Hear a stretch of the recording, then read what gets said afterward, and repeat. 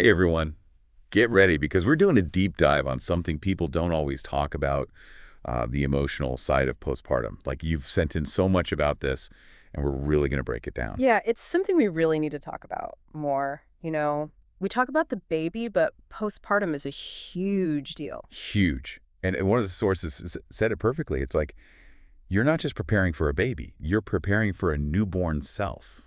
Have you heard that? Oh, I love that because it really is this massive change. Like you change so much, and it's like other big life events, like getting married or starting a new job or even dealing with grief. It's a lot emotionally. Totally. Yeah, And then on top of everything else, you're not sleeping, and those hormones are going crazy. It's like everything is turned up to a 10. it's true. Like 1 minute you're laughing so hard at your baby, and then the next you're, well, crying over spilled milk. And I mean actual milk. And that's totally normal. It doesn't mean you're suddenly like an emotional wreck. It's just your brain and body figuring out this whole life-changing thing. Yeah. One source said postpartum is like being on a roller coaster. Oh, I like that. Right. It really is those ups and downs and all those crazy turns. Yes. And I think that's what throws people off. Yeah. You're not going to sleep much, but you don't expect to suddenly feel all these different emotions. It's true. And I think that's why we're doing this, to help you understand what to expect, how to deal with everything, and to know that, like, everyone goes through this. Yes. Okay, so one source talked about these tiny wins you have with a newborn, those little moments of pure joy that melt your heart. Oh, absolutely. Like that first smile or when they grab your finger, it makes everything worth it. It really does. Yeah. And get this, there's a scientific reason why those moments feel so amazing. I know, right? It's like those little babies are experts at making us love them. I mean, maybe not on purpose, but those smiles and snuggles, they release oxytocin in our brains and it makes us feel all that love and connection. Wow. So I'm not imagining it. There's a reason I'm obsessed with my baby's face. Yeah, exactly. And it's not just about feeling good. Oxytocin helps you and your baby bond. It's like built in, so you take care of each other. That is the coolest science lesson ever. It's like a love potion or something. Pretty much. But even with a love potion, things aren't always perfect. Taking care of a newborn is amazing, but it's also really hard. Tell me about it. And that's where the baby blues come in, right? Right. And one of your sources said something really interesting about this. They said maybe we should call it something else, like postpartum emotional adjustment, because that's really what it is. That makes so much more sense. Your entire world is upside down. It's only natural to feel a little well blue. Exactly. And almost everyone goes through it. In fact, one source said that around 80% of women experience the baby blues to some degree. 80%. So Yeah. it's not just me. It's like this secret thing that we Yeah. don't talk about enough. Exactly. And because of that, so many women feel alone in experiencing it.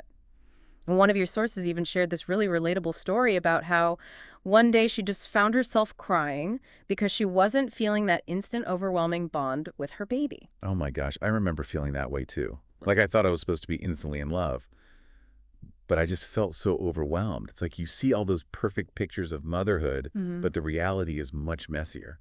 You're so right. And it's okay. Bonding takes time. It's not instant. And in those early weeks especially, you're dealing with exhaustion and hormones that can really mess with your emotions and make it harder to feel connected. So it doesn't mean you're doing anything wrong or that you're not cut out to be a mom. Not at all. It's just part of the postpartum experience. Okay, that's good to know. Yeah. But what if it doesn't go away? Like, what if it's more than just the baby blues? That's such an important question. And it's something we need to talk about because sometimes those feelings are a sign of something more serious, like postpartum depression. And unlike the baby blues, which usually fade after a couple of weeks, postpartum depression can last for months or even longer if you don't get help. One of the sources said that 1 in 7 women experience postpartum depression. That's a lot more common than people realize. It really is. And that's just the women who actually talk about it.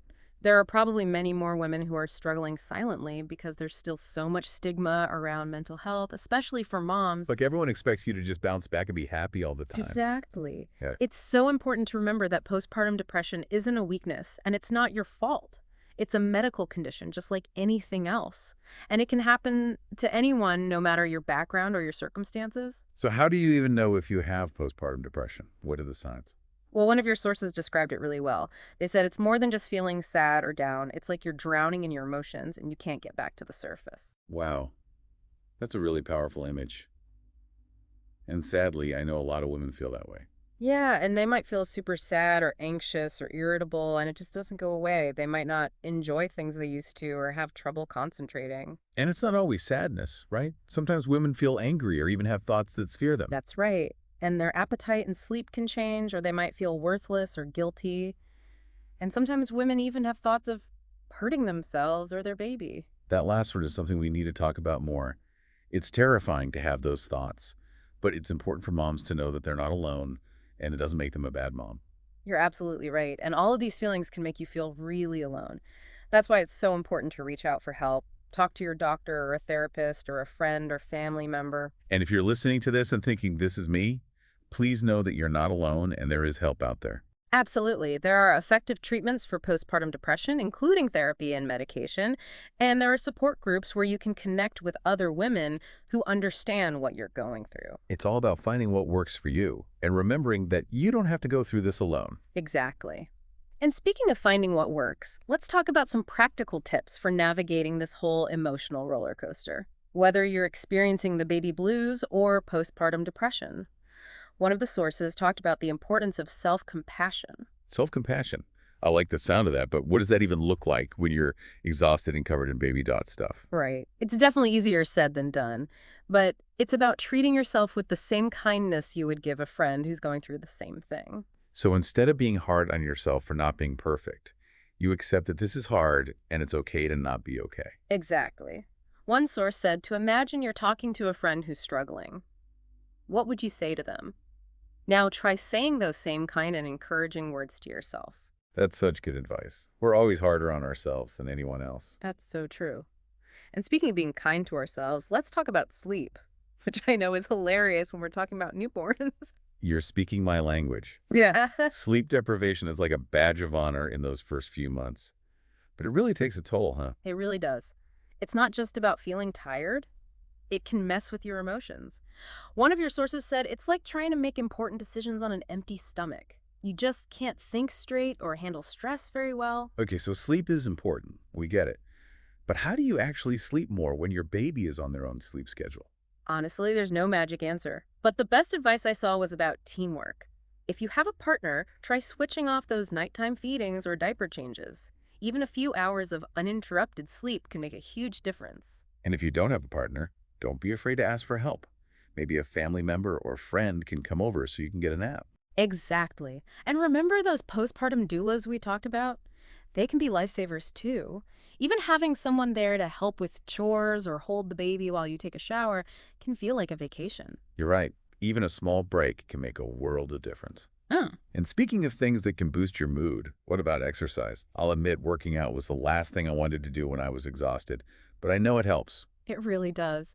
And you don't have to do anything crazy. Even a short walk outside can do wonders for your mind and body. Think of it like a moving meditation, fresh air sunshine, a change of scenery. Okay, that actually sounds kind of nice. And it's a good reminder to be kind to ourselves, you know? We don't have to go from 0 to 60 right away. Even small steps help. Exactly. And speaking of connection, one of the sources talked about how important it is to connect with other people, especially during the postpartum period when you can feel so isolated. Did you find that to be true? 100%. Connecting with other moms saved my life. It's so good to be around people who get it, you know? Mhm. They won't judge you for crying over spilled milk because they've been there. I know exactly what you mean. Just knowing you're not alone in all of it can make a huge difference. Finding your people, whether it's online or in person, that's so important. It's like building your own support system, Yeah. which is so key during this time. Now, as we're wrapping up this deep dive into the emotional roller coaster of postpartum, what's one thing you want listeners to take away from this? You know, it's not just one thing. It's really everything we talked about. It's understanding that your emotions will be all over the place during this time, and that's completely normal. Hmm. It's about being kind to yourself, making your well-being a priority, and asking for help when you need it. And most importantly, it's remembering that you are not alone on this journey. That's beautiful. I love that. This whole deep dive was about giving you the knowledge and support to navigate this crazy time. Yeah. And remember, even though it doesn't always feel like it, you are not on this roller coaster alone. We're here for you. We'll see you on the next deep dive.